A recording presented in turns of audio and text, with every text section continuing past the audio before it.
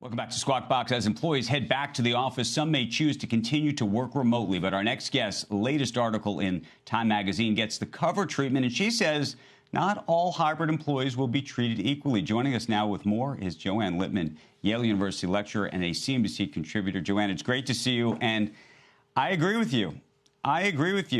This whole world of hybrid, it seemed to be, even 2 or 3 months ago, hybrid is going to be great. It's all going to work.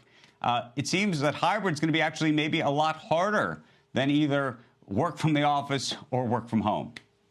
Yeah, thanks, Andrew. You are 100% correct. Hybrid is going to be very complicated. There is a larger issue here, though, which is that what hybrid is just part of is the fact that what we have learned during the pandemic is that the workplace as we know it is broken. It's really, really outdated. If you think about this, okay, the workplace that we all grew up in, it actually dates back to World War II. That's when the modern workplace was invented by the guys coming home from war, and they set this up on a military model, strictly hierarchical, all about face time, by men, for men, with the assumption that there's a wife at home to take care of things, outside of the office.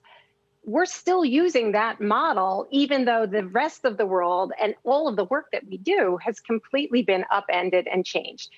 So what we saw during the pandemic, when suddenly millions of people are working remotely, we certainly had to upend our lives, upend our work. Right.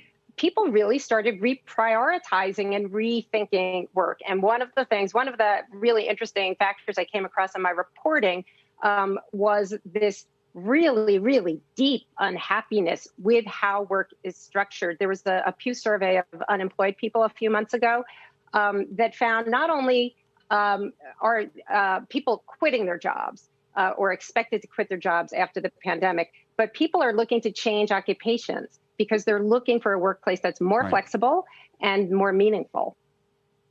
And so I think the big question, though, is will you be a second-class citizen if you want to work from home?